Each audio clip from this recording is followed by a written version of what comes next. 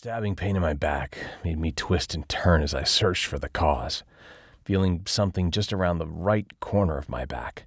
I pulled it out, gasping in pain as I removed the source of my pain. A knife covered with blood. My blood.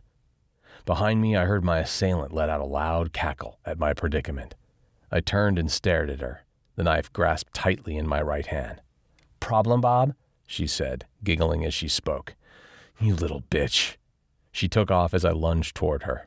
She and I both knew my next move. "Oh, come on," she called out as she met me behind the cabin. "It's just a little foreplay. I know how you like it rough. You get all banged up and I patch you up every single time." Catching up with her, I grabbed a handful of flowing, mid-back length auburn hair. Except it was blonder now. That was it. I was done with her and her games. Holding the knife in front of her face, I nodded several times. I was serious. She was still giggling, trying to lean in and kiss me on the lips. "Today it ends," I growled. "Today I finally get rid of you." But she shook her head, wiping some of the blood that had dripped from my hand onto my forearm. Licking the blood from her fingers, she smiled to show several crimson-colored teeth. "You say that every time," she joked, leaning her head into the left so I'd have a clear shot at her neck. "Go ahead. I know you want to, and I just want to make you happy." I thrust the knife with all my strength. I should have buried it to the hilt in the soft flesh, diving deep into a vital area. Instead, it came to an abrupt stop, not even making a mark on her pale skin. I'd failed again. "You know you can't hurt me," she said, taking the knife from me and tossing it aside. "You may want to, but you can't. You want to blame your whole miserable time here on me, but you can't, because I haven't done this to you. And believe it or not, you haven't even done it to yourself. It just happened." She leaned over and kissed my wound. When she rose, I expected to find her face covered in blood. Instead, it was as clean as ever. "There, all better," she said, kissing me again. "You were hurt, and I fixed you, just like always." My breathing became shallow, and I felt as if I might faint. "You look pale," she cooed. "Come sit down on the bench out front, out of the sun. You work too hard, Bob. Do you know that?" I sat and exhaled several long, forced breaths.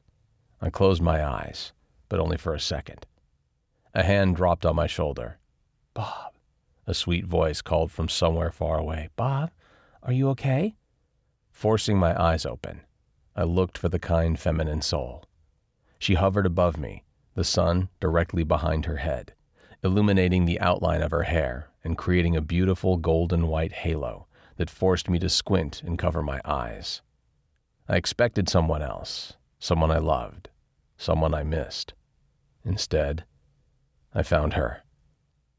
"Are you okay, Bob?" she repeated. "I heard you murmuring out here and came to check on you." She moved out of the sun's angelic rays, and I saw her face plainly. "Hey, Violet," I replied, barely able to hide my disappointment. No words were spoken as we sat together for a long time. Earlier, I yelled various epithets her way, after which she took my hand and then my arm. Not long after, she laid her head on my shoulder and began to sniffle. The past few weeks had been like this, a fight every other day, harsh words at bedtime and meals, and me falling asleep midday, only to be awakened by Violet from a terrible nightmare. Or premonition. "I know you still blame me," Violet whispered as we watched Libby push Hope around the yard in an old stroller Grandpa Wilson had found. "I would have done anything to have the Westons take me instead of Daisy." She paused, just like she always did at that part. "But they didn't, Bob. I wish you'd quit hating me for something I tried to stop from happening." Violet paused and sucked in air deeply. "I know it will still take a while to get over it. I understand. Just let me know when you're ready to start anew." "Yep. Same shit, different day." "You mean go find Daisy?" I replied. "I'll let you know when I'm ready to go find Daisy." I felt her head lift off of my shoulder and knew she was staring at me, most likely looking hurt again. "If that's what you want," she said forcefully, "then that's what we'll do. You and me will go find Daisy." I turned to face her, not believing a word she said.